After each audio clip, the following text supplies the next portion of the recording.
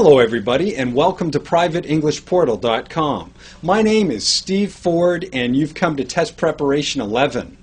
My online English student Maria from Spain has a question about singular versus plural. She would like to know how she can fix common mistakes that people make in writing and speaking on the IELTS test. This also counts for all of my TOEFL students, so listen up. My first point has to do with plural conjugations of collective nouns. This counts for the United Kingdom, Australia, and New Zealand.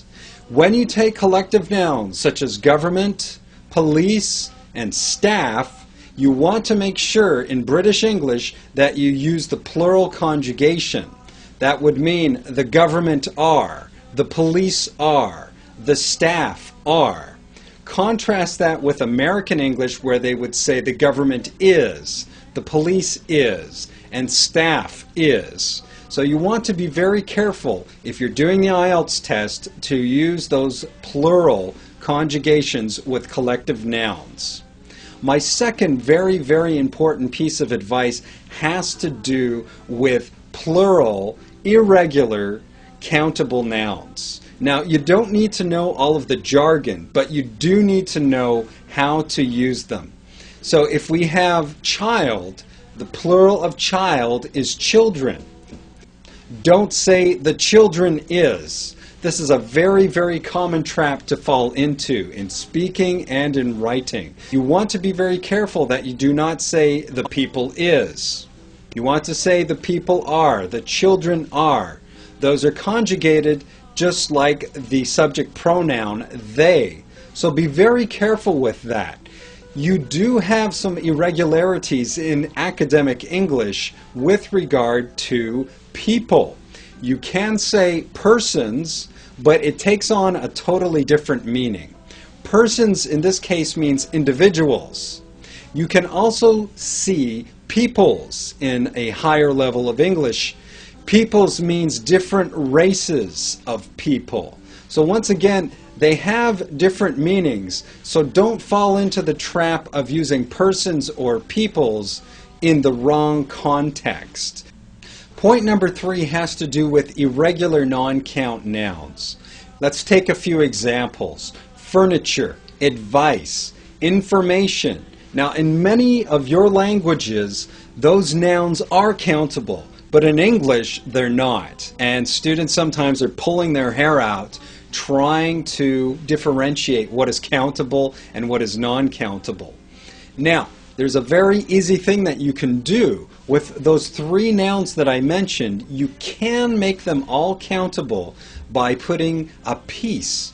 So you could say a piece of information, a piece of advice, or a piece of furniture. My 4th point has to do with correlative conjunctions. Neither nor, either or neither nor, either or.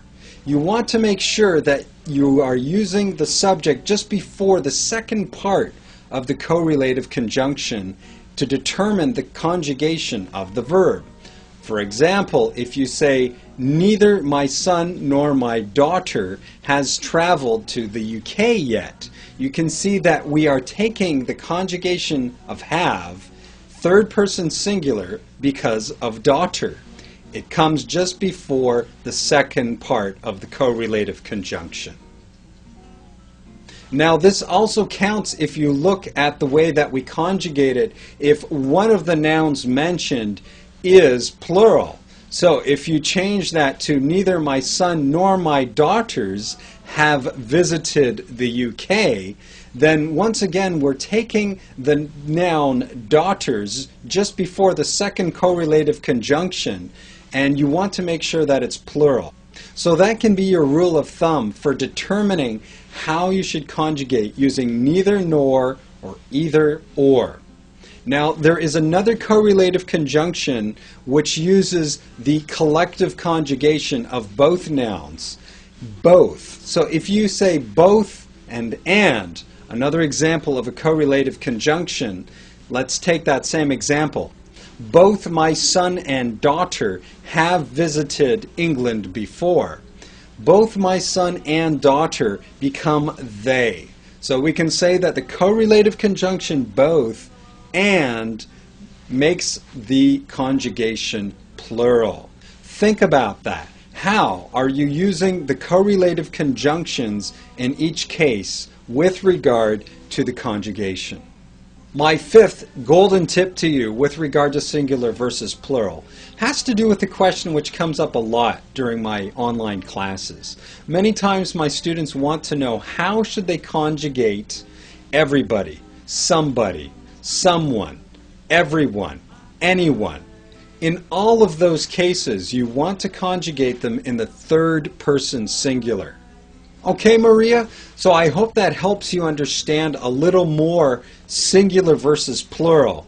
There are books and books about it, but I try to focus on the ones that come up during my classes so that I can take our practical information and give it to you to save you time. Because I know a lot of you are working very hard. You come home and you sit in front of your computer trying to find some extra information to help you do a successful IELTS or TOEFL test, or even Cambridge.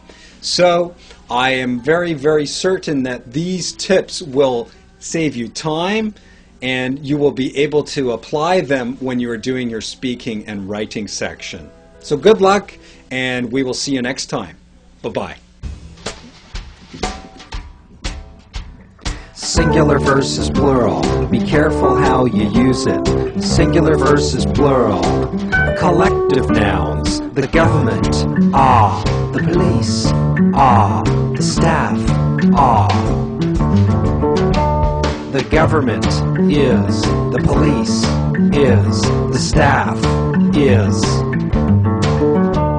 Singular versus plural, be careful how you use it. Singular versus plural, irregular plural nouns. Person, people, child, children. Person is, people are, child is, children are. Singular versus plural, be careful how you use it. Singular versus plural, non-count plural nouns. Information, advice, furniture. A piece of information, a piece of advice, a piece of furniture. Singular versus plural, be careful how you use it. Singular versus plural, certain pronouns. Somebody, someone, nobody, no one, anybody, anyone. Somebody, someone, nobody, no one, anybody, anyone, is. Singular versus plural, be careful how you use it. Singular versus plural.